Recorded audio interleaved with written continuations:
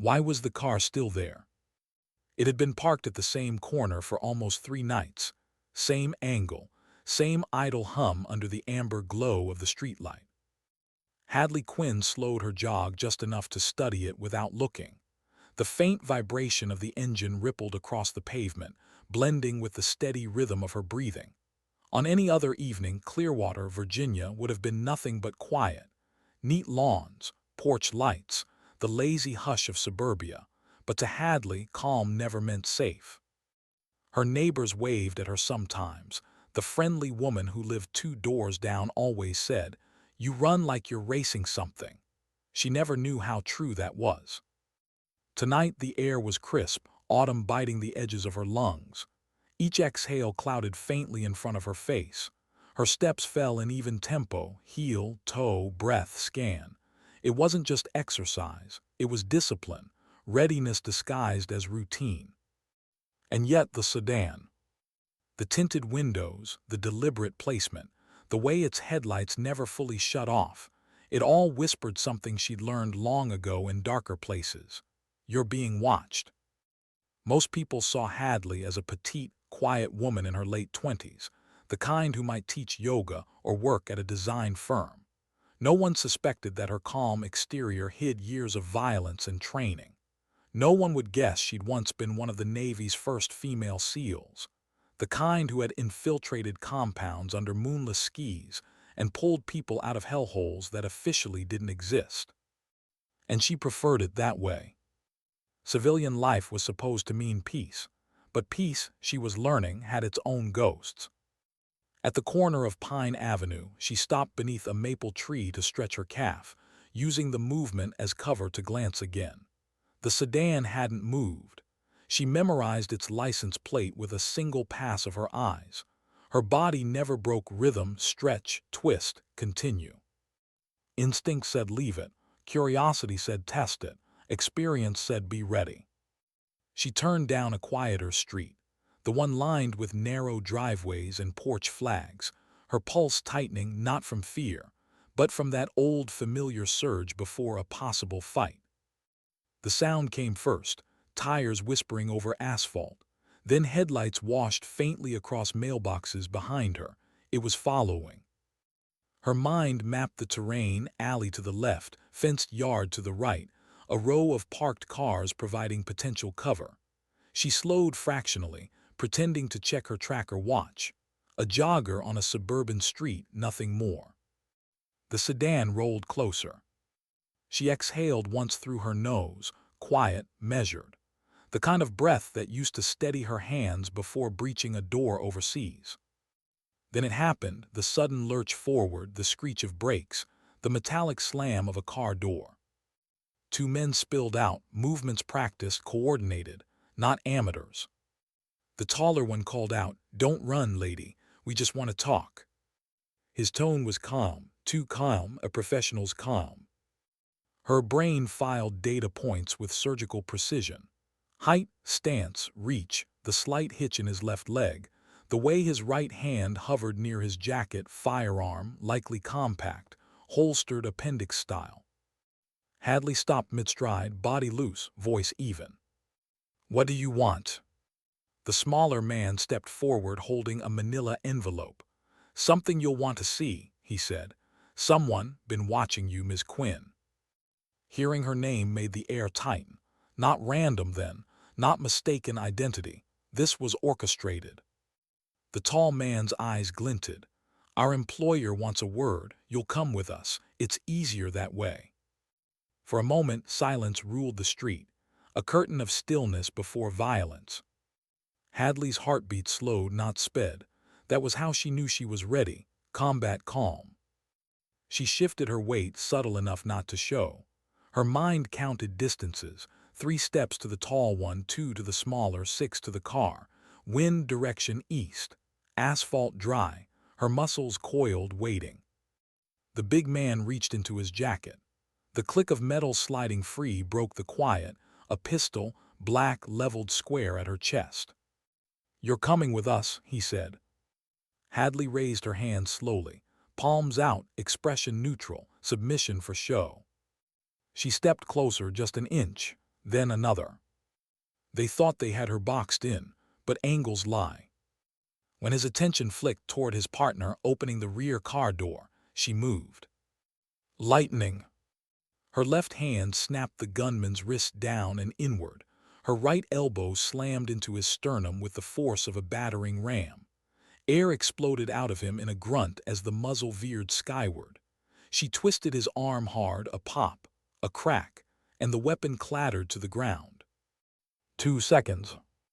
The smaller man barely registered what happened before she brought her knee up, crushing the first man's face. Blood sprayed. Using his collapsing body as cover, she rolled low. A gunshot tore through the night, his partner firing blind. The bullet struck his own teammate's shoulder instead.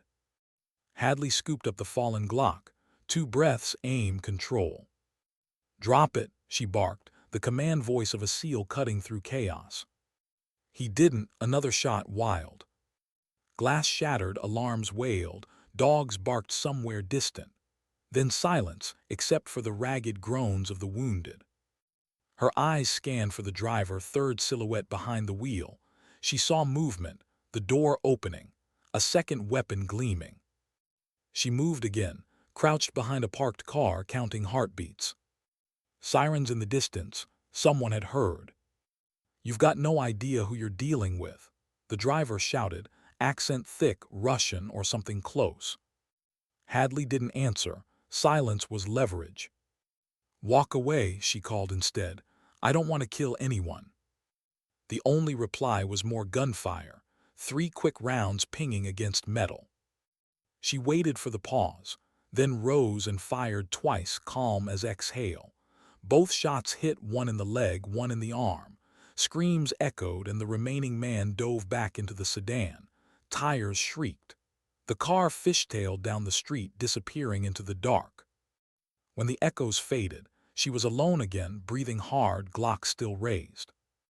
The tall one lay bleeding near the curb, barely conscious. She kicked his gun away, then crouched beside him, pulse weak, but alive. That's when she saw it, the manila envelope. Inside were photos, her apartment, her car, her running route, telephoto shots from rooftops, timestamps covering weeks.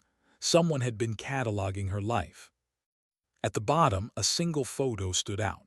Hadley entering the Iron Veil Global offices, her new employer. On the back, scrawled in red ink, "Cancel the contract. Next time we won't just talk." Her jaw clenched. Blue and red lights flashed at the far end of the street. She placed the Glock on the ground, hands raised as patrol cars screeched to a stop. Police dropped the weapon. "It's down," she said firmly. "The shooter's injured. I need a medic here now." Within seconds, officers surrounded her, weapons drawn. One recognized her from her concealed carry permit. Another whispered, "That's the Navy SEAL." Hadley said nothing. She watched the paramedics lift the wounded man into an ambulance, watched blood drip onto asphalt, watched the way the streetlight turned it almost black. 15 minutes later, Detective Ryan Mercer arrived, broad-shouldered, eyes heavy from years of too many crime scenes. He glanced at her, at the shattered glass, at the bullet holes. "You disarmed 2 men with your bare hands." "Protocol," she replied simply. "Close quarters response." Mercer flipped open a notepad. "You said they knew your name."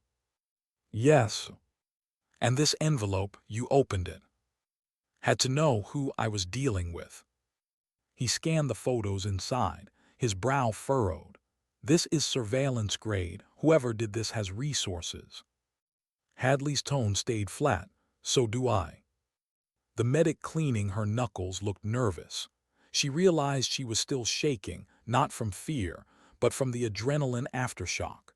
The silence that comes when violence ends but the body hasn't caught up yet. Mercer tucked the envelope into an evidence bag. "We'll trace the prints," he said. "You might want to stay somewhere secure tonight." "I already do." "Humor me," he replied.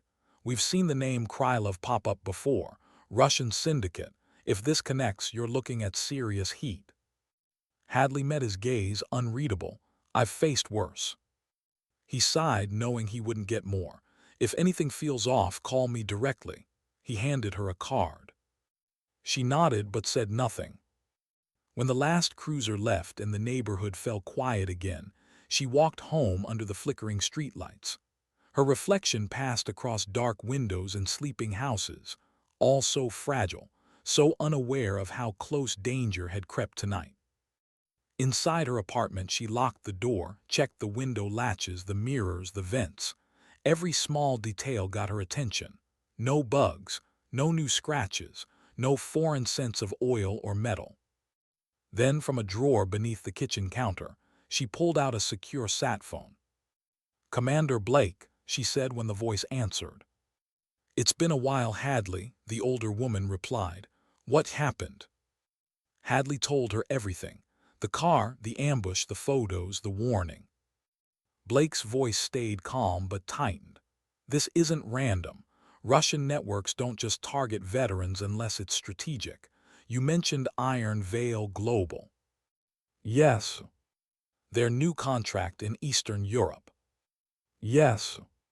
Blake exhaled slowly. "Then you've stumbled into a war someone doesn't want you near. Send me everything. Photos, details, everything." Hadley hesitated, watching moonlight bleed through the blinds. "Ma'am, if this is what I think it is, walking away might be safer." "Maybe," Blake said, "but you've never been the walking away type." Hadley smiled faintly, though it never reached her eyes. "No, ma'am, I guess not." When the line went dead, she set the phone on the counter and stared at the wall. Her reflection in the dark window looked almost like a stranger, the soldier she'd buried resurfacing again. She whispered to herself, "You wanted peace. Guess it didn't want you." Outside, the wind carried the faint wail of a distant siren, swallowed by the night. And somewhere in that night, someone who'd given the order to follow her was already realizing what a mistake they'd made. Because Hadley Quinn wasn't just another target. She was the warning they should have listened to. Why did it always feel quieter after the chaos? That eerie stillness that came after violence, as if the world held its breath, unsure what to do with the silence left behind. Hadley Quinn sat at her kitchen table, the same one where she used to eat breakfast with nothing but the hum of the refrigerator for company. Now it was scattered with evidence bags, a pistol magazine, and the red-inked photo that had changed everything. She stared at it for a long time. "Cancel the contract. Next time we won't just talk." It wasn't the words that bothered her. It was what they implied, that someone had breached her anonymity. Someone who knew where she lived, where she ran, who she was before the quiet suburban life. The Navy had taught her to expect ambushes in deserts, jungles, alleys, but not here. Not in a neighborhood with mailboxes shaped like ducks and kids selling lemonade on weekends. She took a slow breath and tapped the table with her fingertip. A rhythmic pattern: left, right, pause, right, an old SEAL habit for steadying nerves. The sat phone blinked once. Encrypted connection incoming. Commander Nora Blake. "Quinn," the voice came through, controlled, deliberate. "You still at your residence?" "For now." "Not for long. Your name's come up in a chatter string we've been monitoring out of Odessa. Russian syndicate comms, heavy encryption.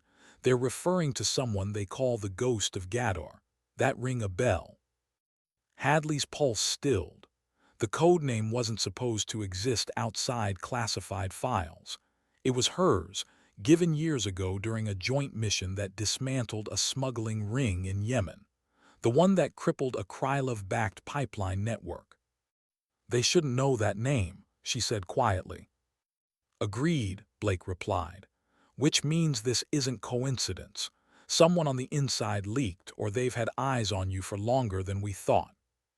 Hadley leaned back, jaw tight. "What's the objective, Commander? You think they want me dead or compromised?" Blake hesitated. "Both. Depends on what they think you're still capable of. You signed a deal with Iron Veil Global last month, didn't you?" "Yes, still pending final clearance." "Well, that contract is what's drawing blood," Blake said. Intel confirms the Krylov syndicate has deep ties to energy routes in Eastern Europe, oil, gas, logistics. Iron Veil's contract could choke billions of dollars in under-the-table revenue. They can't let that happen. So they came to my street, Hadley murmured, to remind me what happens to people who interfere. Exactly, and Hadley, Blake's voice lowered, the command tone softening just slightly. If they came for you once, they'll come again. Move safe house locations tonight. I'll send coordinates. I can handle myself, Hadley said. I know, but handling yourself doesn't mean making yourself a martyr. The line clicked dead. For a moment, Hadley just sat there, the quiet pressing in. Her fingers curled around the photo. The ink smeared faintly under her thumb. Next time, we won't just talk. She packed a single duffel, essentials only, field med kit, handgun, extra mags, flash drive of encrypted data, no sentimentals, no framed photos. She hadn't allowed herself those since her service years. Outside, the night felt colder. She slipped into the driver's seat of her Jeep, started the engine, and drove no headlights for the first 3 blocks. Habit, old instincts. The safe house was a converted storage unit on the edge of Clearwater's industrial district. Anonymous, soundproofed, surveillance shielded, one of several locations she'd quietly maintained since leaving active duty. As she keyed in her passcode and the heavy door rolled up, her mind was already processing possibilities. If the Krylov network knew her identity, they could have access to classified mission archives, which meant someone had either sold her out or was being used as a conduit. She spent the next 4 hours reviewing the digital trail. The Iron Veil contract was legitimate security consultancy for critical energy sites in Poland and Romania.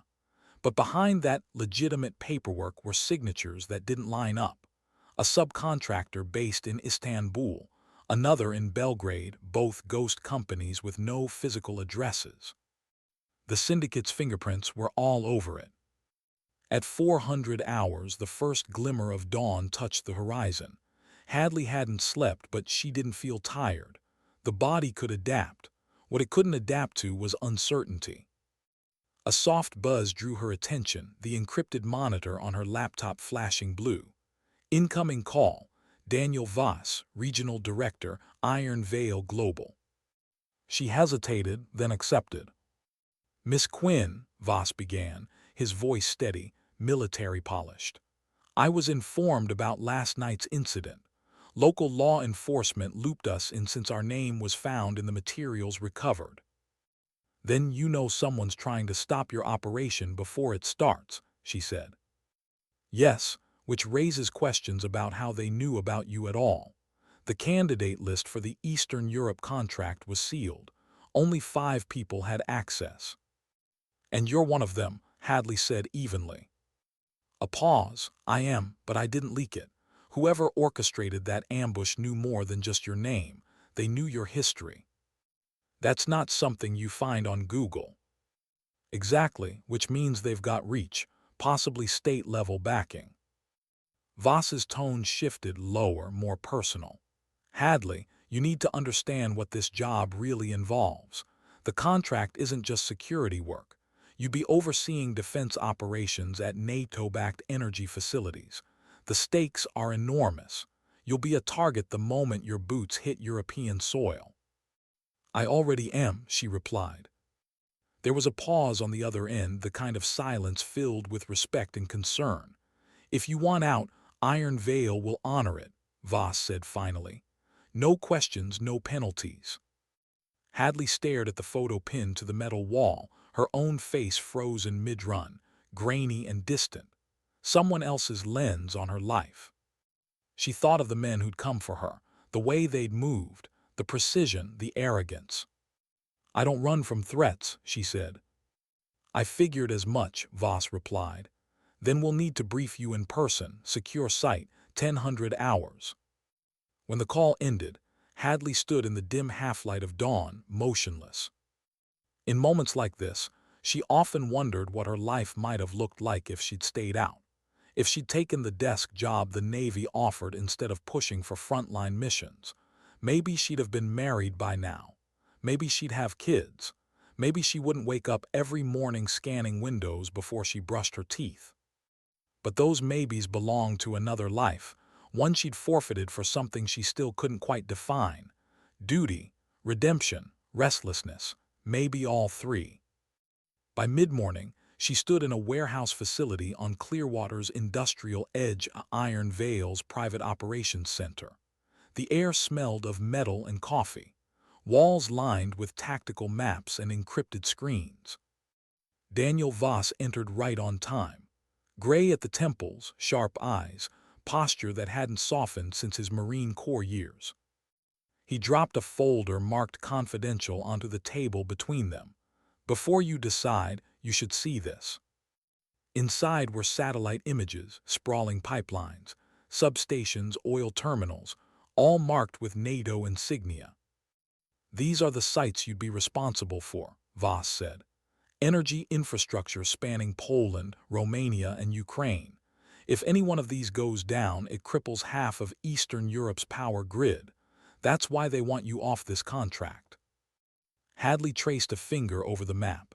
The pattern of the sites formed a loose corridor, an artery of fuel and electricity. And if I protect them, you'll be protecting NATO's leverage, which means every hostile state actor and criminal enterprise on the other side will see you as the enemy. He sat back, his expression unreadable. Last contractor we sent on this assignment was killed 3 months ago in Budapest. Car explosion. Local authorities called it an accident. It was. Hadley's gaze didn't waver. You think Krylov was behind it? We know they were, Voss said. We intercepted payment transfers from their shell companies 2 days before the hit. You're the first candidate since then who's actually qualified and reckless enough to take the job. She gave a faint smirk. You mean determined? Same thing, he said dryly. Silence stretched between them for several seconds. The hum of the fluorescent lights seemed louder than usual. Finally, Voss leaned forward. Look, Quinn, this isn't a Hollywood contract. It's dirty work, the kind that eats people alive. You take this mission, you're not just securing infrastructure, you're walking into an undeclared war zone. I've lived in worse, she said softly. He studied her face. Why do you do it? You've done your part. You've served. You could disappear, live quietly, grow old without anyone shooting at you again. She didn't answer right away. Her eyes drifted toward the window, where sunlight glared off the polished steel of the loading bay. Finally, she said, because some things are worth being hunted for. Voss gave a small nod. You'll have our full support, tactical infrastructure, backup teams, air recon, whatever you need. Her phone buzzed again, Commander Blake. She answered on speaker. We've confirmed the identity of one of your attackers, Blake said. Name's Mikhail Varanov, mid-level enforcer for the Krylov syndicate. He died in surgery early this morning. Voss muttered a curse. Blake continued. His cell phone logs link him directly to an asset flagged in an old CIA file, codename Borealis. That's an internal broker for cross-border contracts, meaning someone bought the hit on you through a state-backed channel. Which state? Hadley asked. Doesn't matter, Blake said. What matters is that you've been declared expendable by people who don't usually fail.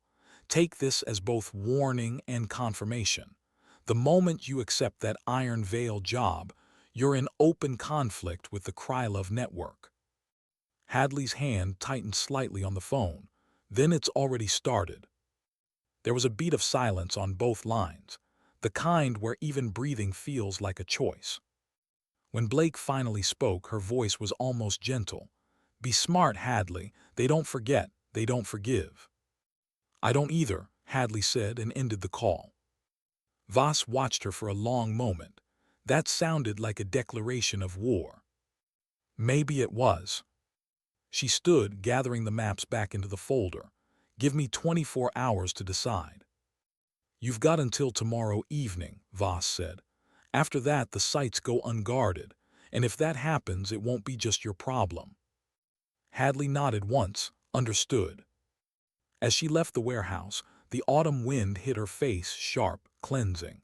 She paused beside her jeep, looking out at the horizon streaked with gray, the kind of sky that always seemed to precede storms. Somewhere deep inside, the soldier she thought she'd left behind stirred again. Because for the first time in years, she wasn't just surviving anymore. She was preparing. Why do the hardest choices always feel the quietest? There was no gunfire now, no shouting, just the sound of her coffee machine humming faintly against the stillness of her apartment, the last normal sound she might hear for a long time. Hadley Quinn sat by the window, elbows on the counter, staring at the empty street below. The sun had barely risen, painting the rooftops gold, like the world had no idea what waited beneath that calm. Her phone buzzed once with a message from Commander Blake. Decision deadline, 1800 hours. Choose carefully. Choose carefully. As if she hadn't been living her whole life making impossible choices. She sipped her coffee and felt it settle like a weight in her chest. Walking away would be easy. She could vanish, new identity, new country, start over again. People did it all the time. But deep down she knew what that would mean. Every name on that map, every life tied to the energy corridor Iron Veil was trying to secure, would remain under the thumb of people like Krylov. And maybe that wouldn't haunt someone else. But Hadley Quinn didn't know how to live with unfinished battles. The knock at her door came just after 9. Detective Ryan Mercer stood there, dressed in plain clothes, a quiet apology in his eyes. "Morning," he said softly. She nodded. "You're early. I figured you wouldn't be sleeping." "Correct." He stepped inside, looking around the minimal space, a few maps, a half-packed bag, a Glock on the table beside a folded passport. "You leaving town?" "Maybe." He took a slow breath. "We picked up 2 Russian nationals early this morning. They were parked near your building again, running surveillance. Same make and model of sedan as last time." Her face didn't change. "Did they talk?" "One did," Mercer said. "Enough to confirm what we suspected. This isn't just about the Iron Veil contract, it's personal.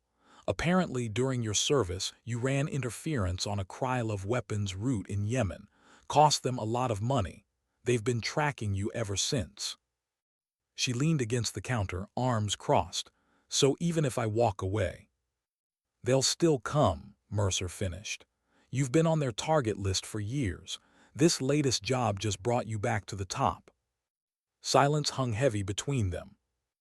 Mercer studied her, the calm, the composure that almost seemed unnatural. "You don't scare easy, do you?" She gave a small, humorless smile. "Fear, just energy. You can let it shake you or you can use it to aim." He nodded slowly, understanding more than she'd said. "Just be careful. You're good at surviving, I get that. But I've seen what obsession does to people. Don't let this turn into that." Hadley didn't reply. There was no point explaining that for her. Survival and obsession had long since become the same thing. After he left, she stood in the doorway for a long moment, watching the world move on delivery trucks, joggers, kids heading to school. The illusion of safety. Then she shut the door, locked it, and opened her laptop. On the screen, maps of Europe layered with data points, Iron Veil security assets, supply routes, and incident reports from the past 6 months. Commander Blake's encrypted notes flashed at the top. Krylov infiltration confirmed within Iron Veil logistics. Proceed with extreme caution. Hadley zoomed in on Poland, the heart of the corridor. Pipelines, storage depots, refineries, strategic arteries for half a continent's energy flow. She could see the logic. Whoever controlled these facilities controlled leverage, and leverage was power. She whispered to herself, "You want me gone because you're afraid of what happens if I stay." Her fingers hovered over the comm terminal. Then, with one steady exhale, she dialed Voss. He answered on the second ring. Quinn. I'm in, she said simply. There was a pause, then a low breath on the other end, not surprise, not relief, just acknowledgement. Understood. I'll assemble your team. You'll have full logistical support, transport, and clearance within 72 hours. Make it 48. Copy that, he said. Welcome back to the war. The line went dead. Hadley closed her eyes and let the silence wash over her. It wasn't victory. It wasn't relief. It was gravity, the weight of a decision that couldn't be undone. By sunset, her apartment looked nothing like it had that morning. The quiet life she'd built had been stripped away in hours, tactical cases stacked by the door, intel drives wiped, lights dimmed. She sat on the floor, back against the wall, watching the glow fade outside. Every soldier learns that calm before deployment feels different when it's personal. There's a tremor beneath the stillness, not fear, not even anticipation, just the awareness that this might be the last quiet moment you get. She thought about the people she'd lost, the faces that still haunted her from the operations that never made the news, the comrades who hadn't come home, the civilians who'd trusted her unit to bring light into places where there was only dark. Maybe this wasn't about the contract.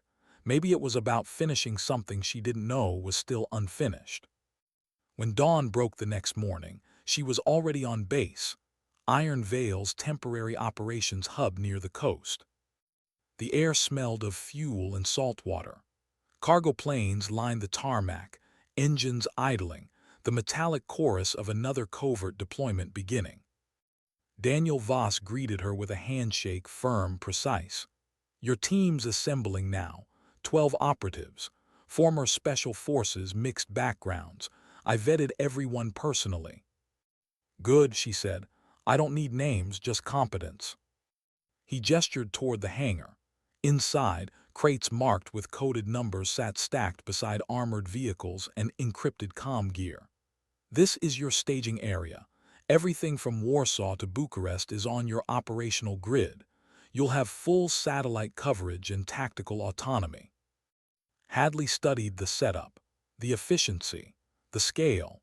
It reminded her of something between a war room and a promise, the kind of place built for those who knew how to disappear in plain sight.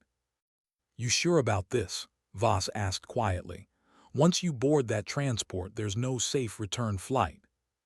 Hadley looked at him. Safe was never the goal. She walked toward the ramp, her footsteps echoing against steel. One by one, her new team filed in, weathered faces, steady eyes, the kind of people who'd already seen too much. They didn't ask questions. They just nodded. For 8 hours, the transport cut through the skis toward Eastern Europe.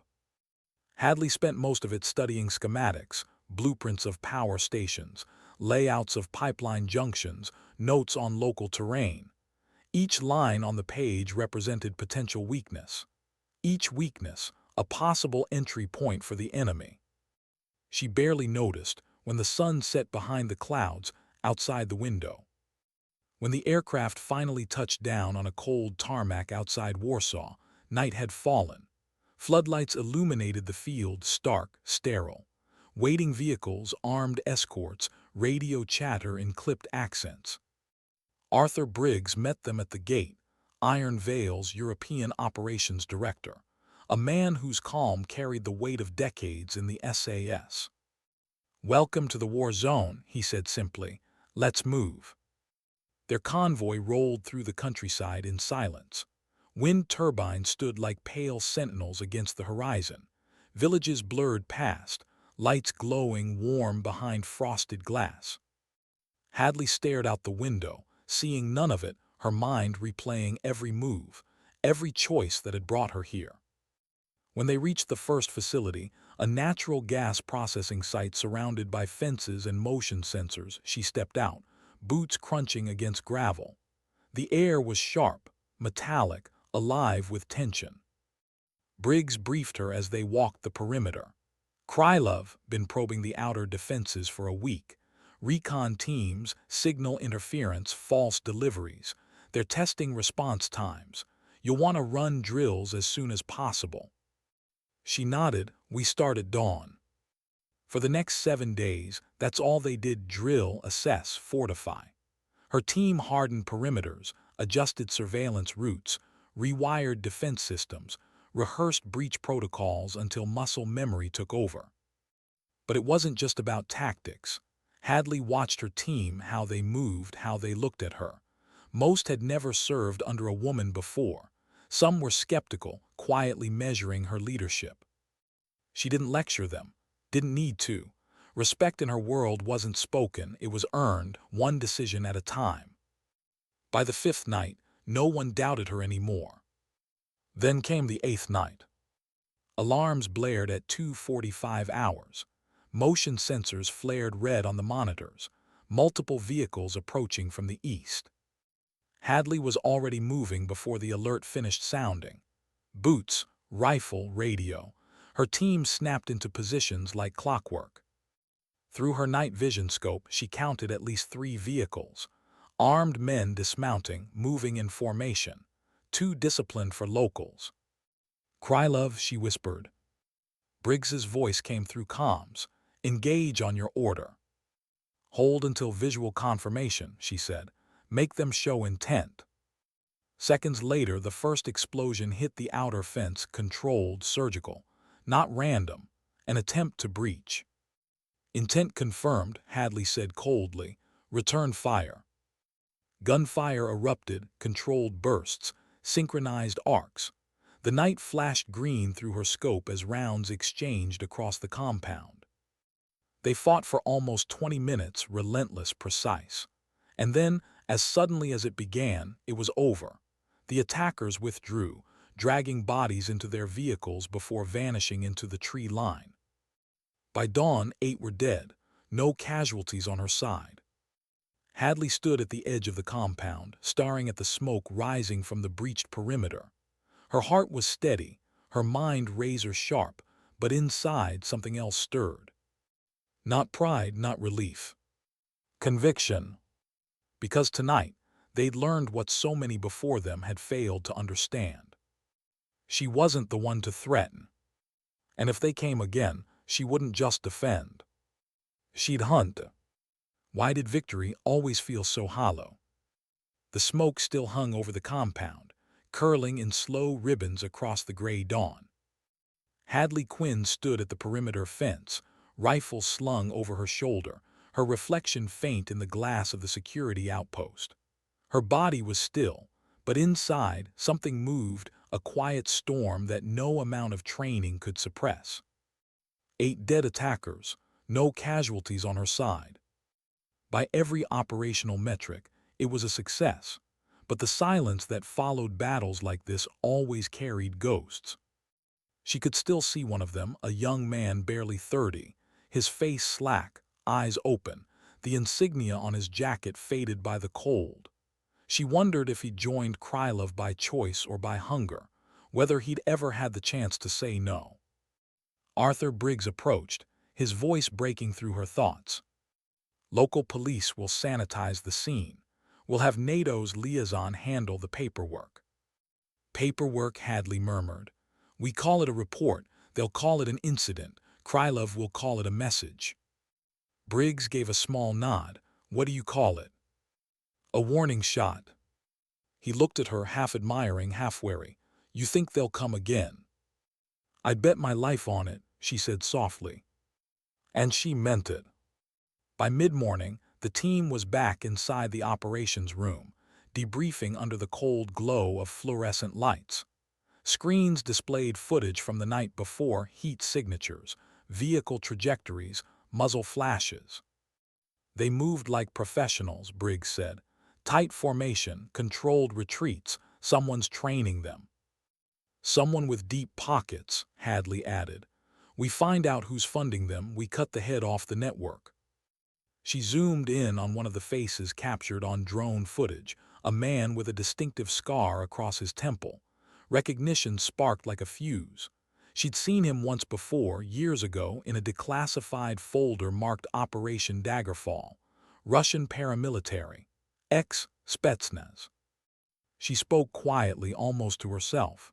"They're not just syndicate, They're state-adjacent. Krylov's muscle is ex-military. Briggs frowned. Then this just got political. Hadley's phone buzzed. Secure line, Commander Nora Blake. She answered with a single word, Quinn. Status: 8 enemy KIA, 0 friendly casualties. Blake's voice stayed even, but there was a gravity beneath it. Intel just confirmed your assessment. The attackers were hired through a private channel that routes through Kaliningrad. Unofficially, they're linked to a GRU splinter cell, deniable assets. Krylov's evolved. They're not just criminals anymore. They're a proxy. Hadley's stomach tightened. A proxy for what? For chaos, Blake said. Destabilization, leverage, money, influence, take your pick. Whatever weakens Europe, they're in it. And your contract just painted a target on their revenue stream. So I keep it running, Hadley said simply. You're outnumbered, outfunded, and operating inside a shadow war, Blake warned. Don't turn this into a personal crusade. Hadley's voice lowered. It already is. Blake sighed but didn't argue. Then listen carefully. If you're going to fight them, you can't do it purely defensive. You'll need to get inside their network, find who's giving the orders. You want me to go on offense? I want you to survive long enough to make it mean something, Blake said. We'll feed you what intel we can, but from here on, you're in the gray zone. Officially, you don't exist. Hadley ended the call without another word. The gray zone. She lived there before, the space between legality and necessity, between what's right and what's required. It was a lonely place, but it was home. That night, she assembled her team. 12 operators, seated around a metal table inside the dim-lit briefing bay. The hum of the generators outside was the only background noise. She looked each of them in the eye, one by one, before she spoke. What happened last night wasn't an isolated hit. Krylov's probing for weakness. They'll be back stronger, smarter, so we don't wait for them to come again. We go to them. One of her men, a tall ex-Marine named Tors, frowned. You're talking offensive ops. That's not what Iron Veil hired us for. Hadley met his gaze. Iron Veil hired us to protect infrastructure. Sometimes the best defense is removing the people trying to blow it up. Briggs leaned against the wall, arms crossed. He said nothing, but the flicker in his eyes told her he agreed. Tomorrow, Hadley continued, we're hitting their logistics cells. We'll start with the outpost near the Belarusian border. Intelligence suggests it's a supply relay for the teams that attacked us. She paused, scanning the faces around her. No one's required to follow me into this. But if you do it knowing this isn't about money anymore. It's about the principle that some threats don't stop until someone makes them. No one spoke for several seconds. Then Tors gave a slow nod. Ma'am, if you're leading, I'm in. One by one, the rest followed. The operation took shape overnight, a precision strike, clean and surgical. Satellite surveillance from Blake's Intel division confirmed a convoy schedule running through an abandoned industrial site east of Brest. Weapons, communications gear, money transfers, Krylov supply artery. At 300 hours under a slate-gray sky, Hadley's team moved. Their convoy rolled silent, headlights off, radios whispering coordinates. In the backseat, Hadley checked her rifle one last time, fingers steady, breath even. For a moment, she thought of Clearwater, the quiet street, the sound of her running shoes on asphalt, the life she'd almost had. Then she let it go. They reached the target zone just before dawn. Through her scope, Hadley saw the compound steel warehouse, guards packing, floodlights sweeping the perimeter. The air was heavy with fog, mooting sound, wrapping the world in stillness. Positions, she whispered. Her team fanned out, Tors and Grant flanking left, Briggs and 2 others circling wide to the east. She moved forward with the lead assault element, her movements fluid, silent. At 4:21 hours, they breached. The first shots were muffled bursts, suppressed rifles cutting through fog. Guards dropped before they could raise alarms. Her team moved fast, methodical. Inside, crates stacked high, ammunition, encrypted radios, documents labeled in Cyrillic.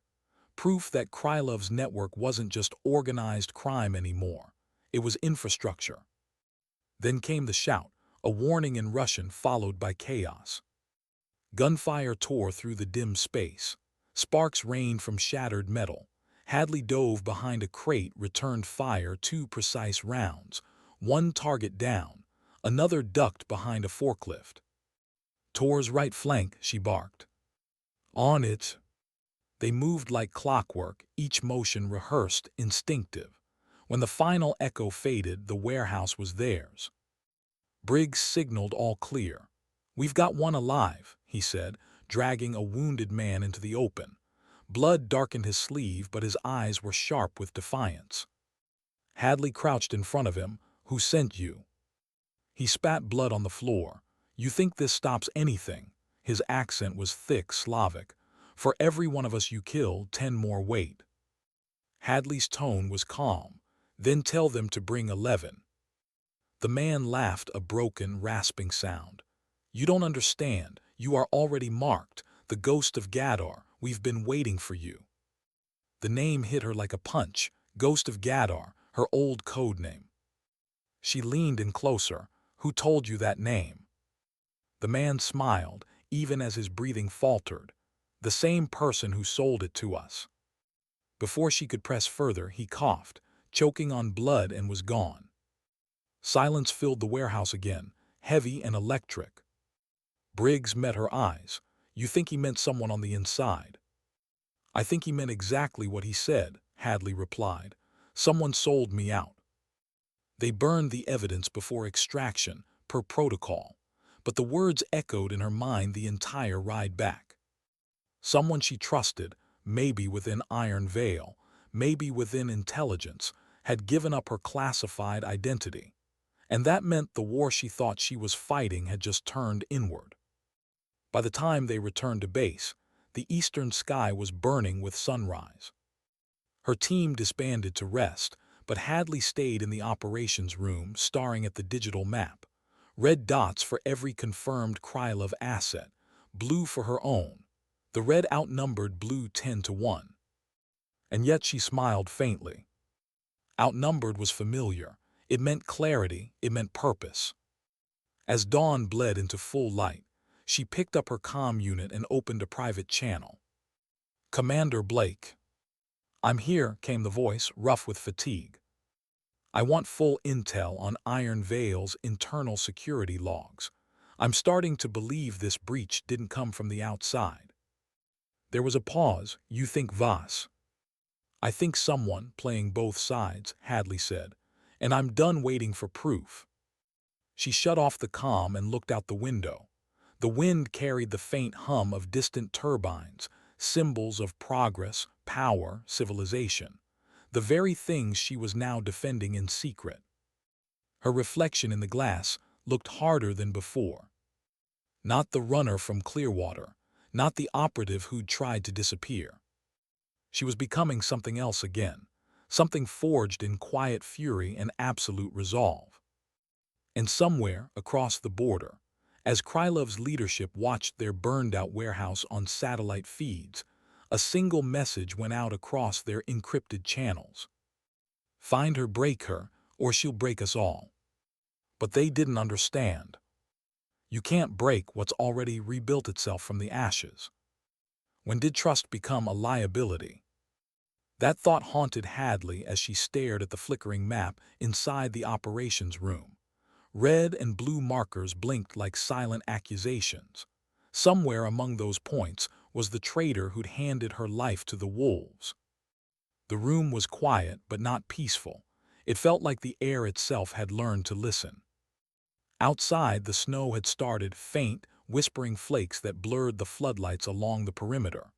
The storm had rolled in fast, erasing the tracks of the previous night's operation. Maybe that was nature's mercy, hiding the blood, softening the edges. But inside her, the edges only grew sharper. She had fought wars that never made the news. She had watched men die under her command, had buried her own fear under layers of training and instinct. But betrayal was different. It didn't attack from the front. It slipped quietly into your blind spot and smiled while it did.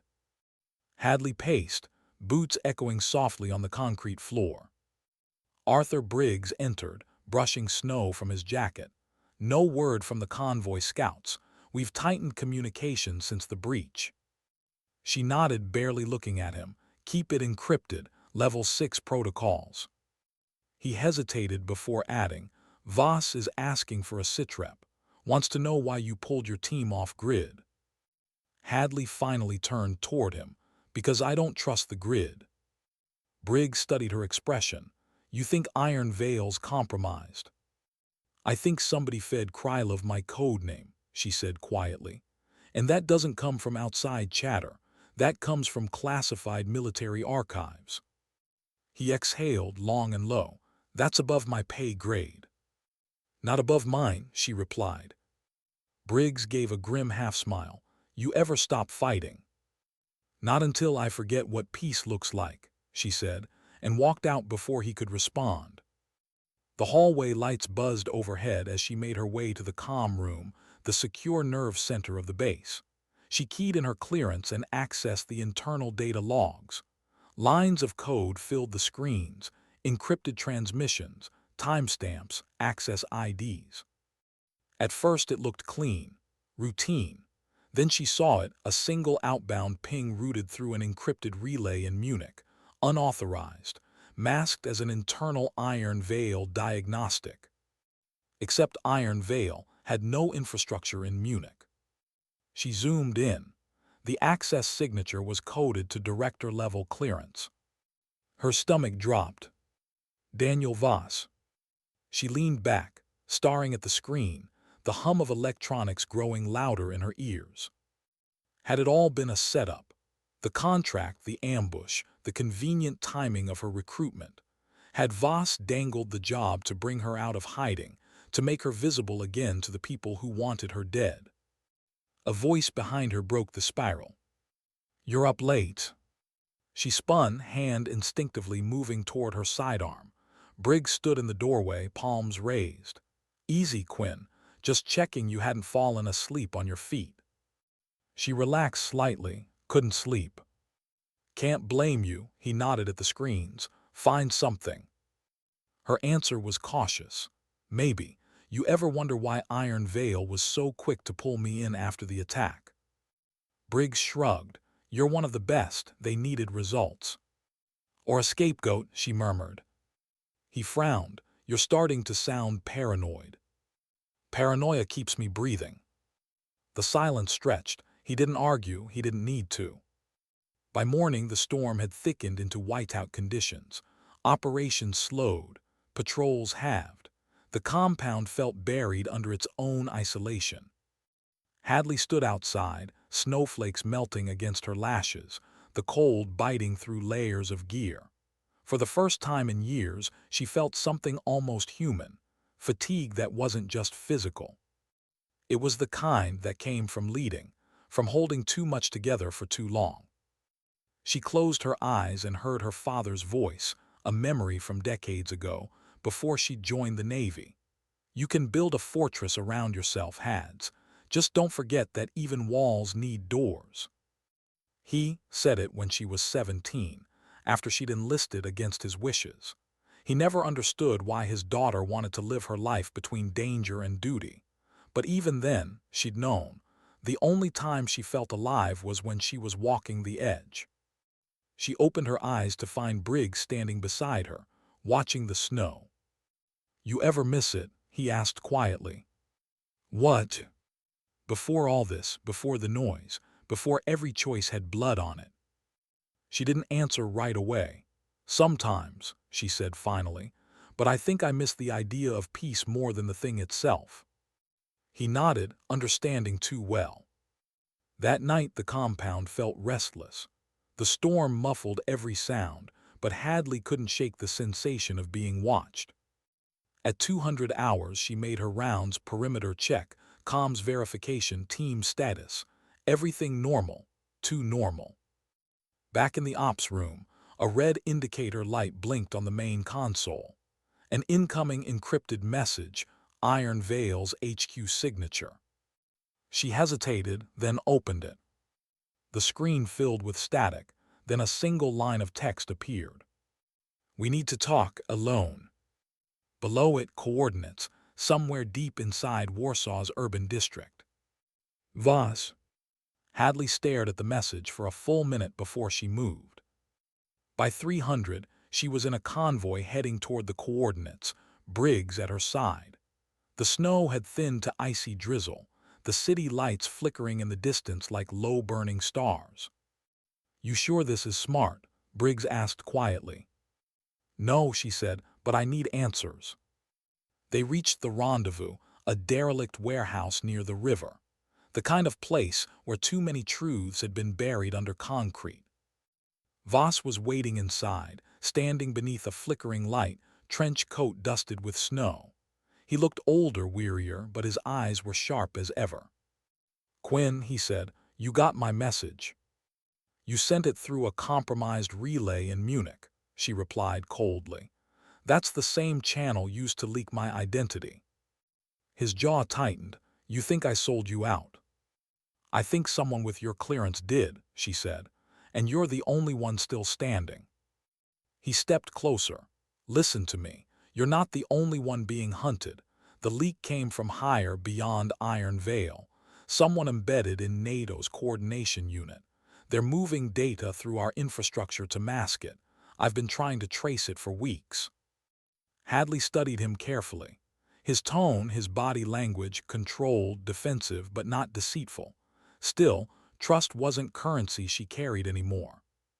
"Why should I believe you?" He sighed. "Because if you don't, you'll die before the week's out." He handed her a small drive. "Everything we've got on Krylov's European network.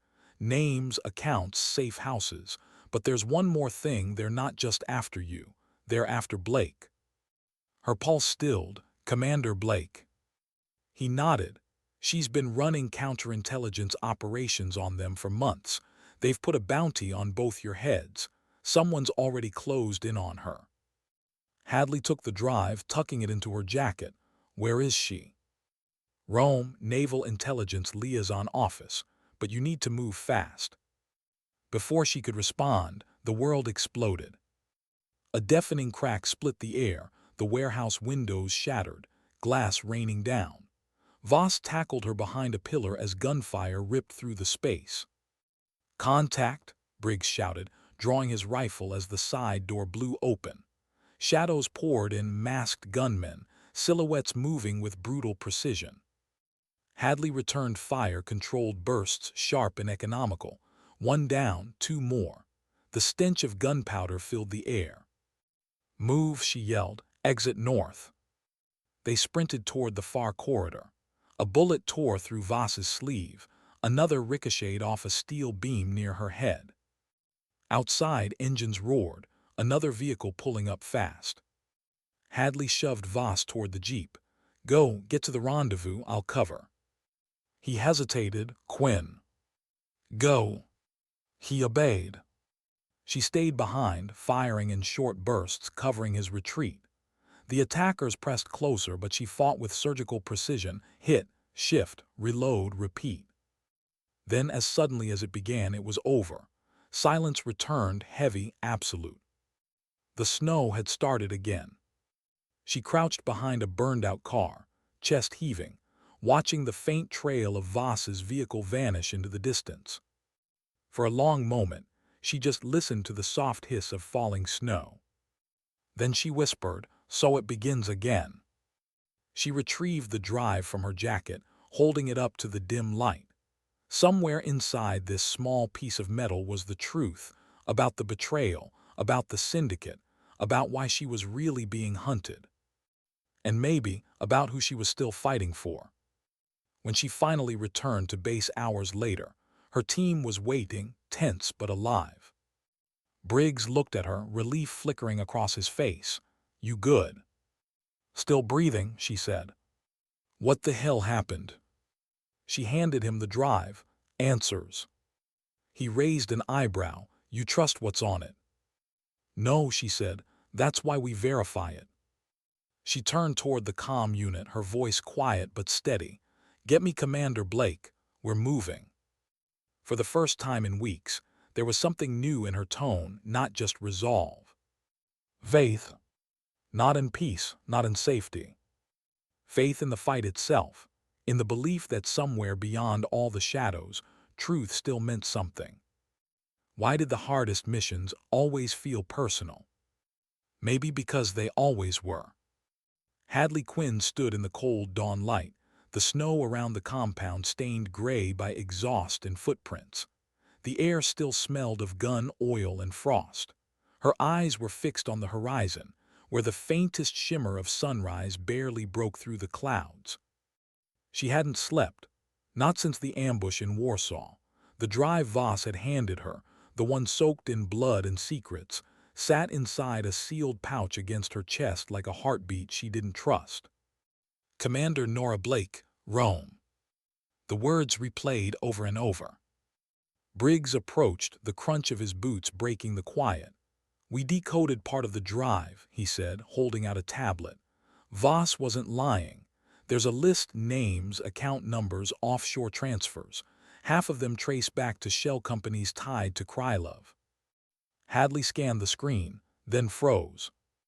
One of the accounts was marked Iron Veil Logistics, Rome office. Her gut tightened. He said they were after Blake. Now I know why. Briggs frowned. What do you mean? She's the one who traced Krylov's funding through Iron Veil's European branches. If they get to her, they wipe everything, every trail that connects organized crime to state money. So we move, Briggs said. She nodded. Prep the plane. We leave within the hour. He hesitated. You sure about this? If you're right, the hit team will already be on her. We might be walking straight into an execution. Hadley looked at him, eyes calm but burning. Then we don't walk, we run. The flight to Italy was quiet, the kind of quiet that hums with unspoken dread. Hadley sat by the window, eyes on the endless stretch of clouds below. Her mind ran operational patterns on repeat, points of entry, possible ambush vectors, fallback routes. But beneath the precision, another voice whispered, one that sounded almost human. What if you're too late? She shut her eyes and silenced it. By the time the plane touched down outside Rome, the sun had vanished. The city lights glowed faintly beneath the thin veil of rain. From above, it looked peaceful. But peace, she'd learned, was often camouflage for something worse. They landed at a small private airstrip north of the city. 2 SUVs waited, engines running, headlights cutting through mist. Briggs took the wheel of the lead vehicle. Hadley rode shotgun, gear packed tight behind her. Intel says Blake's office is inside the NATO liaison compound, Briggs said, eyes on the wet road ahead. That means heavy surveillance and heavier bureaucracy. You can't just walk in there with a rifle. I don't need a rifle, she said quietly, just a plan. The compound loomed on the hill above Rome's industrial district, high fences, guard towers, and floodlights cutting through the rain. The gate guards wore Italian uniforms, but Hadley recognized the patterns of U.S. oversight in their formation. She walked into enough classified facilities to know the choreography. Once we're inside, she told Briggs, I need 5 minutes alone with Blake, no more. He nodded. You'll have 6. She smiled faintly. That's why I trust you. They entered using temporary clearance forged through Iron Veil's European security network. Paperwork opened doors faster than bullets sometimes. The guards waved them through. Inside, the air smelled of concrete and recycled air, the scent of a place that had forgotten daylight. Corridors stretched long and sterile. Hadley followed the signs marked Naval Intelligence Liaison Level 3. When they reached Blake's office, the door was slightly ajar. A single light flickered inside. Hadley's hand instinctively moved toward her weapon. She pushed the door open. Commander. No answer. She stepped inside, slow, deliberate. Papers littered the floor. The desk drawers were open, files missing. On the wall, a map of Europe had been slashed with red marker lines. And then she saw her. Commander Nora Blake lay on the ground behind the desk, half conscious, blood seeping through her sleeve. Hadley dropped to her knees. "Nora, it's me." Blake's eyes flickered open. "Too late," she whispered. "No, you're fine. Stay with me." Blake gripped her wrist with surprising strength. "They knew you'd come." "Who?" The leak, it was Iron Veil. It was deeper, inside NATO's intelligence chain. Someone embedded years ago. Her voice was fatting, rasping with pain. "They're moving files now.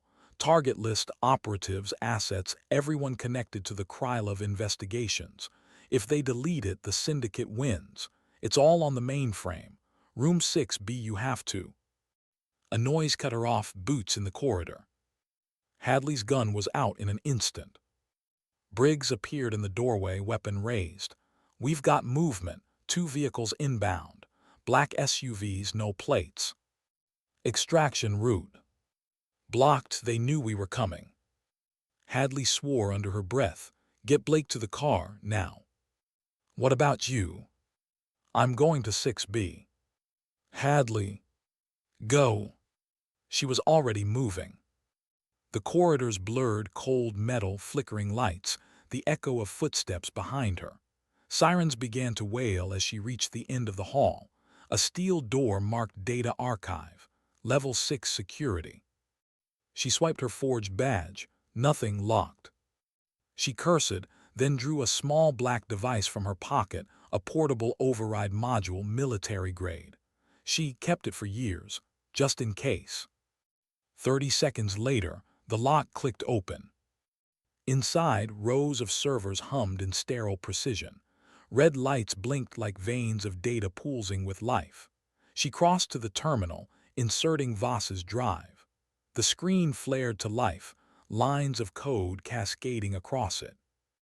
ACCSSING, KRYLOVSUBNETFILES. Transferring. A voice echoed behind her. "I was wondering how long it would take you to find me." Hadley froze, then turned. Daniel Voss stood in the doorway. But something was wrong. His expression wasn't relieved. It was cold, controlled. "You set this up," she said softly. He stepped inside, gun drawn. "You should have walked away, Quinn. You weren't supposed to make it this far." Her heart slowed. "You leaked my identity."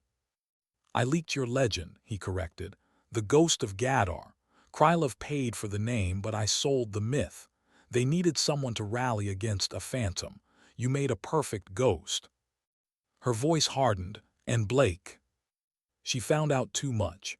I couldn't have her tracing the funds back to our accounts." "Ours?" Voss's eyes gleamed. Iron Veil's funding wasn't just private contracts. It was joint investment, NATO defense, Russian energy, American mercenaries. Everyone profited off the chaos. Everyone except you. She took a slow step toward him. "You killed operatives, you armed criminals, for what? Money." "For permanence," he said. "Governments change. Contracts don't. Someone has to control the board when the pieces start to fall."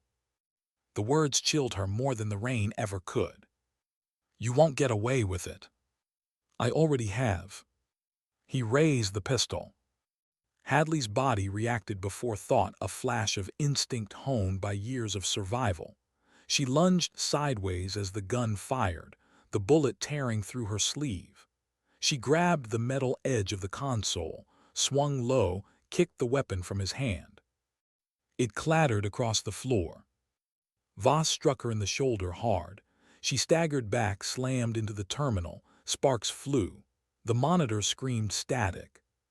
He reached for the gun, but she was faster. A knee to his gut, a strike to the jaw. His head snapped back, blood spraying. He stumbled, gasping, "You can't stop this." She leveled the pistol at him. "Watch me." For a second, silence. Then she fired one clean shot. Voss collapsed. the sound of the servers humming around them like a heartbeat fading into nothing. Hadley holstered the weapon, turned back to the console. The upload bar blinked 94%, 95%, 96%. She waited, breathing hard, the metallic taste of blood on her tongue. Finally, the system flashed, transfer complete. She ejected the drive, pocketed it, and turned toward the corridor. By the time she reached the exit, the compound was chaos. Sirens blaring, soldiers shouting, smoke curling from somewhere deeper inside. Outside, Briggs was waiting beside the SUV, rain pouring down his face. "You got it." She nodded. "We've got the files." "Blake." "She's alive, barely." They loaded the commander into the back seat, her eyes fluttering open. "Did you get it?" she whispered. "Yeah," Hadley said. "We got it."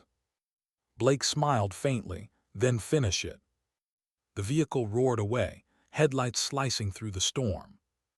Hadley looked back once at the compound burning behind them, at the life she just ended, at the ghosts she just inherited. Voss's words echoed in her mind. Governments change, contracts don't. Maybe he was right. Maybe the system never broke, it just rearranged itself. But as long as she was alive, it would never be safe in its corruption. Because she wasn't just fighting for countries anymore. She was fighting for what they'd forgotten to defend: truth, and the people brave enough to chase it. As the SUV disappeared into the Roman night, Hadley wiped blood from her cheek and whispered to no one. This war just went off the books. Why did everyone she trusted suddenly look like a stranger? She kept asking herself that on the drive out of Rome, headlights cutting ribbons through the rain. The city shrank behind them, then disappeared into the web of night roads that felt, for a few hours, like the last safe thing left. Hadley Quinn sat in the back beside Commander Nora Blake, the older woman bundled under a thermal blanket, breathing shallow but steady. Blake's fingers found Hadley's wrist and squeezed, a small human thing in a world that had started to feel mechanical. That squeeze said more than any briefing ever could. "We're still here. Keep going." They rooted west, off the main highways, down byways mapped in memory and in the margins of secure printouts. The files they'd stolen from the data room slept on a hard drive against Hadley's sternum, wrapped in multiple layers of encryption. For now it was a pulse she could rely on, proof of complicity, proof that the war was bigger than Krylov, deeper than Iron Veil. Silence settled in the car like a thing with weight. The others dozed in shifts. Fatigue hangs on warriors like an old coat. They put it on and kept moving. Hadley watched the road and thought of all the quiet nights she'd run in Clearwater, the suburban illusion, the staggered peace. It felt like someone else's life now, distant, fragile. When they finally pulled into a safe house, the sky was almost dawn. Snow had returned, a soft white that blanketed tires and footprints, swallowing chaos in a powder of forgetfulness. The team unloaded quietly, careful as if even the pavement could betray them. Inside, the safe house hummed with the soft sounds of survival, a kettle beginning to sing, blankets rustling, fingers tapping out encrypted messages. Hadley found a corner and let herself sink to the floor.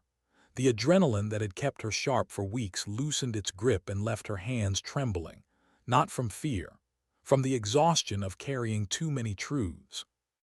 She replayed Voss's face in her head. He had been the one with the neat suits and the convenient doors. He had been the one who showed Iron Veil's glossy brand and then pulled open the curtains to reveal the rot behind it. The betrayal stung in a new place, not because it cut her pride, but because it confirmed a suspicion she'd tried to bury. That systems can rot from within, quietly, while the rest of the world applauds their efficiency. Hadley rubbed her temple and felt the bruise where Voss had struck her. It was a small thing, physical. It faded. The bruise inside, the one that takes longer to heal, didn't. Blake stirred and sat up, her eyes washed with fatigue but clear. "We burned through a lot to get those files," she said softly. "This isn't just about you now." "I know," Hadley said. It's about everyone on those lists. Sources, liaisons, contractors, all exposed if we don't move fast. Blake's jaw tightened. It's also about making a decision. Once those files go public, there's no half measures. Allies will be forced to act. Governments will make statements. Cover-ups will start. She smiled without humor. You ever think you prefer the simpler enemies? Only when it gets quiet enough to imagine it, Hadley replied. But quiet's a luxury. There was a moment of silence, then Blake's voice dropped. You understand what this means. When we pull this thread, it unravels friends and enemies. It might even topple people who think they're above consequence. Hadley stared at the ceiling. So we pull it. It wasn't bravado. It wasn't a desire for recognition. It was a moral line illuminated in harsh light. The choice felt simple in the chest and impossible in the mind. She felt herself dividing like a fracture forming. The soldier who could do what was required without asking whether it was pretty. The woman who had once dreamed small dreams about tables and quiet. Both existed at the same time, and each needed tending. They moved fast after that. The drive to the rendezvous point with Nora's contacts in Rome was short, but the steps to make the files matter were long. Hadley coordinated calls like a conductor, her voice clipped but warm enough for others to cling to. She allocated safe routes, prepped burner phones, organized dead drops. Every action had an echo in the wrong hands.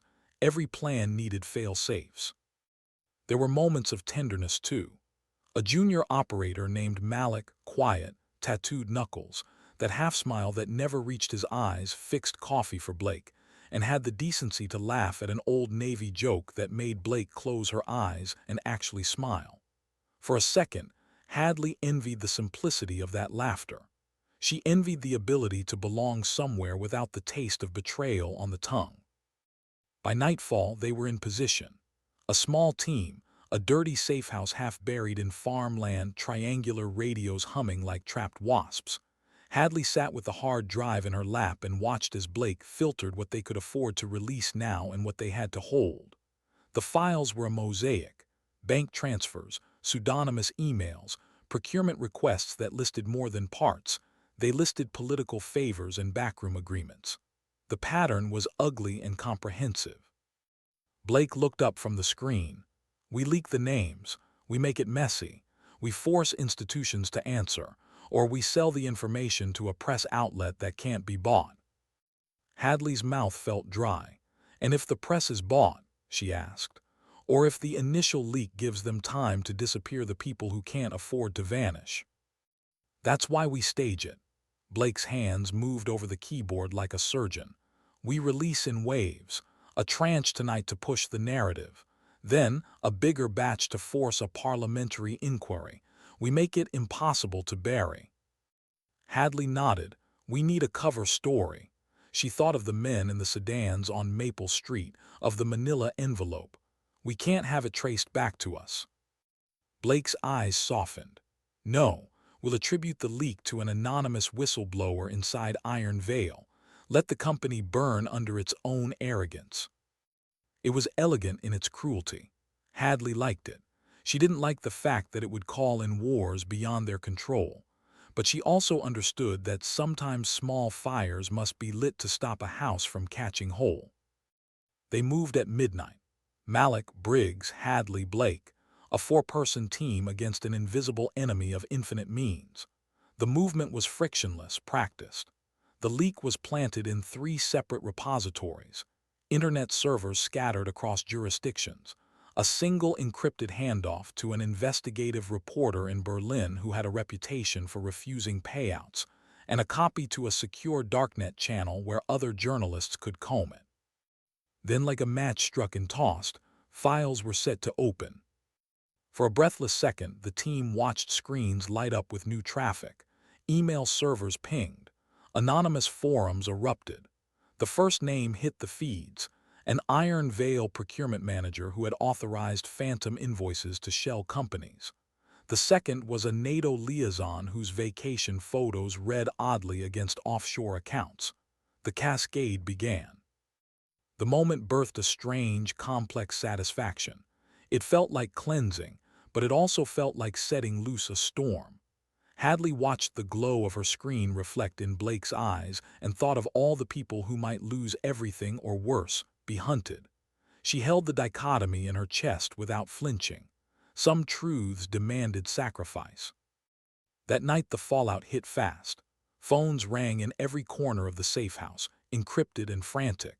News outlets began to whistle calls for investigations. Political aides posted careful denials. The Krylov network flailed in panic and then fury. Iron Veil went into public relations overdrive, denying allegations like a man denying his own reflection.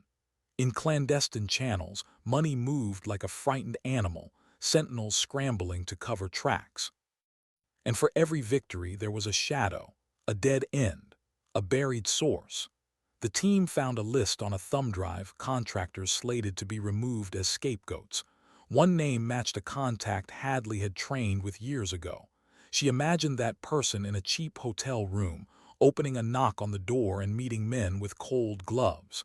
The thought tightened something inside her chest. "Are you regretting this?" Malik asked later, voice small under a tarp as they monitored the fallout. Hadley's fingers were wrapped around a mug, but her eyes were miles away. "No," she tasted the answer, then added, "not yet." Regret was a luxury for people who could afford the past. For Hadley, regret might have to be earned at the cost of everything she loved. She wasn't sure she wanted to pay that much. Days slipped into a new rhythm. The public uproar swelled. Parliamentary committees demanded answers. Some politicians called for inquiries. Others went silent in the face of papers that linked their donors to shell accounts. Arrests followed, low-level, convenient, and often theatrical. High-level players smoothed over smiles and postponed conventions. The machine scrabbled to save itself. But the most dangerous reaction came quietly at night.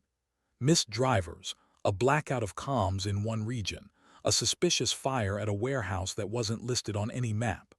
These were the moves of a network not used to being attacked where it hurt most, its wallet and its reputation. The Krylov syndicate lashed out, not with fists where the world could see, but with teeth where it could not. Hadley watched the pattern emerge. They were being funneled. Someone was narrowing focus on them specifically. A trap was being laid, and the trap was domestic, not foreign, not Krylov. It was the kind of trap that smelled of old alliances and newer bargains. She kept thinking of her father's words about fortresses needing doors. In her war, the doors were always the problem. Either you were trapped inside them or you opened them to invite another kind of danger. She wanted to build something that could survive being both breached and rebuilt. On the 7th night after the leak, a kid from the team brought a message on an unmarked piece of paper. A single line, handwritten, "No return address, we know where you run." Cold trickled down Hadley's spine. It was not a threat like the one printed in red ink. It was surety. They had found her rhythm. They had traced the edges of her life. Somewhere between confidence and dread, something settled inside her like a stone. She did not flinch. The life she had chosen was not one of soft endings. It was one of consequences. Loud, messy, unavoidable. She gathered her team and said simply, "They found us. Good. Now they can aim." It was the first time in weeks the words felt like a plan rather than a confession. They would not cower. They would not plead. They would move the battlefield. Because had it come down to one truth, Hadley found it tucked into the small moments. When Malik laughed at a joke, when Blake gripped her wrist, when she stood under rain and decided to keep moving. Those were the reasons she would fight, not for fame, not for contracts, but for the people who trusted her when the world refused to. The storm outside had not yet broken, but she could smell lightning on the wind. How many times could one person start over before becoming a ghost for real?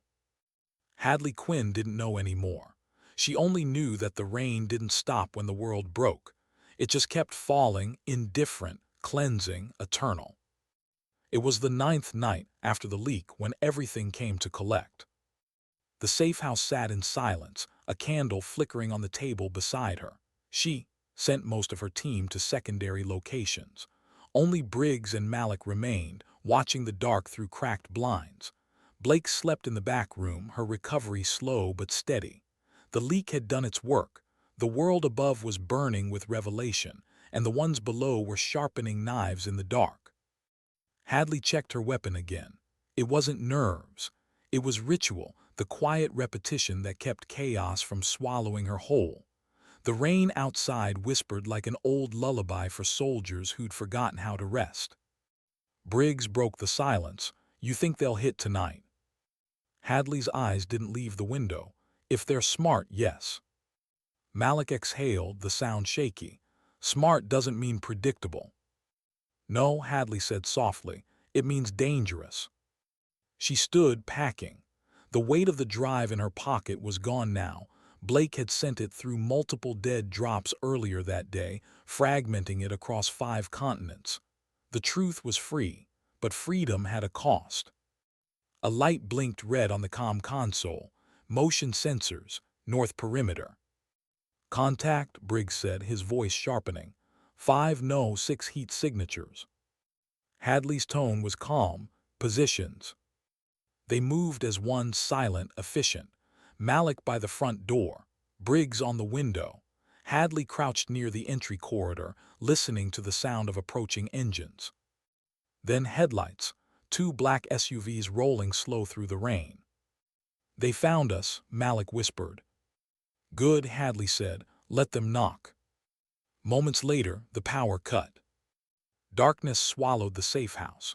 Only the faint glow of the candle remained, its flame trembling like it knew what was coming.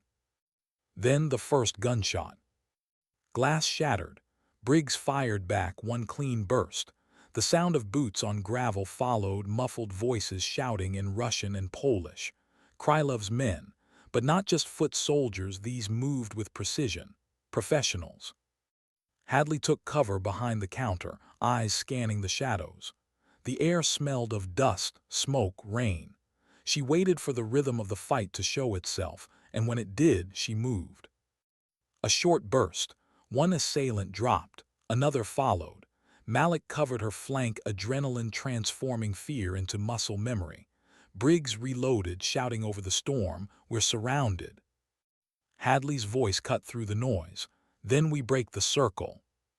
She grabbed a flash grenade from her vest, yanked the pin and threw it through the shattered window. The explosion lit the night in white fire. Screams echoed. "Now," she ordered. They moved out the side door through the rain across the mud-soaked yard. The attackers regrouped fast, firing from behind vehicles. Bullets sparked off metal and stone. Malik stumbled, grazed in the shoulder. Hadley pulled him behind a wall, pressing a hand against the wound.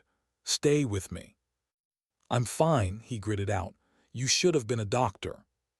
She smiled faintly. "Too messy." Briggs covered their rear, yelling, "To left flank." Hadley fired again, her shots surgical. The first fell, then the second, and just as silence began to reclaim the yard, a voice called out from the darkness. "Agent Quinn." It was male, calm, commanding. "You've made quite a mess," the voice continued. "But it's over. Surrender and we'll make it quick." Hadley squinted through the rain, then saw him step forward under the faint glow of a floodlight. Not Krylov. U.S. contractor gear, tactical insignia, iron veil. Her chest went cold. They weren't just hunted by the enemy anymore. They were being erased by their own. Briggs saw it too. "Jesus Christ," he muttered, "they sold us out." Hadley lowered her weapon slightly, her mind working fast. "You really want to do this?" she called back. "After what Voss built?" The man's smile was faint, barely visible under his rain-slick helmet. "Voss built the empire. We're just protecting the shareholders." It was the calmest admission of evil she'd ever heard. She raised her rifle again. "Then consider this a hostile takeover." The next exchange was brutal. Controlled chaos. Hadley's team fought like ghosts, invisible, efficient, relentless. She used every trick she'd learned in training and every instinct born from fear. The rain masked movement, thunder covered shots. When it ended, only one of the enemy teams was still standing, retreating under cover of smoke grenades. The rest were motionless on the wet ground.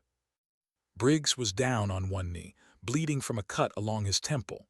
Malik leaned against a wall, pale but alive. Hadley looked around at the ruin of the safe house, walls shredded, roof collapsing. "We can't stay," she said. "Where to?" Briggs asked. "Nowhere safe, which means everywhere." They loaded Blake, still weak but conscious, into a van they'd prepared for emergencies. As they drove away, the burning safe house disappeared behind a veil of rain and distance. No one spoke for a long time. The hum of the road filled the silence like a heartbeat. Finally, Blake's voice came from the back seat, quiet but steady. "It's out there now, isn't it?" "The data?" Hadley asked. Blake nodded. "Yes," Hadley said. "The whole world has it now." "Then we did it." Hadley glanced out the window, the first light of dawn breaking across the mountains. "We started it," she corrected softly. They hid in motion, from Rome to Zurich, Zurich to Oslo, each stop a ghost of a place, a shadow under a different name. News reports flooded the world, corruption exposed, governments scrambling, boardrooms burning under scrutiny. Some denied, some resigned, some vanished. The syndicate fractured under pressure. The Krylov leaders either fled or turned on each other. Iron Veil announced restructuring, the polite word for eating its own. And through it all, Hadley and her team watched from the edges, unseen, uncredited. On the 12th day, they stopped on a mountain pass near the Norwegian border. Snow covered everything, the kind that muffles even the memory of violence. Hadley stood outside the vehicle, watching the horizon. The sky was silver and infinite, the air clean enough to almost believe in redemption. Briggs joined her, wrapping his jacket tighter. "So what now? We keep running." She shook her head. "We start rebuilding."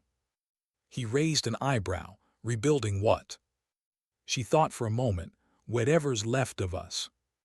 A small, tired laugh escaped him. "You always did think like an engineer." "No," she said, "just someone who hates ruins." They stood there in silence for a long time. That night Hadley finally opened her notebook, the one she'd kept since Clearwater. Inside were fragments, coordinates, names, quotes, but on the last page she wrote something new. If truth costs you everything, it was still cheaper than a lie. She closed it, feeling something close to peace. Not the full kind, just enough to breathe. When dawn broke again, Blake was stronger. Malik had stopped limping. Briggs had found a radio signal, distant, encrypted, and untraceable. They were alive, and for people like them, that was victory enough. Before they left, Blake placed a hand on Hadley's shoulder. "You could disappear again, you know. No one would blame you." Hadley looked at the mountains. "I did that once, didn't help anyone." Blake smiled faintly. "And now?" "Now I fight differently," Hadley said. "Not for missions, for meaning." They climbed into the van and started the engine. Snow crunched under the tires as they drove down the winding road, leaving behind nothing but tire tracks that the next storm would soon erase. The world kept spinning, headlines blurring, wars shifting. The syndicate tried to rebrand itself. Iron Veil renamed its divisions. NATO denied what it couldn't erase. But whispers persisted, stories of a woman who'd turned the tables on a global conspiracy and vanished before they could silence her. They called her a traitor, a ghost, a myth. But the people who'd fought beside her, the ones who'd seen her fight for more than glory, they knew better. Hadley Quinn didn't vanish. She just moved like a shadow among systems too rigid to notice grace when it bled.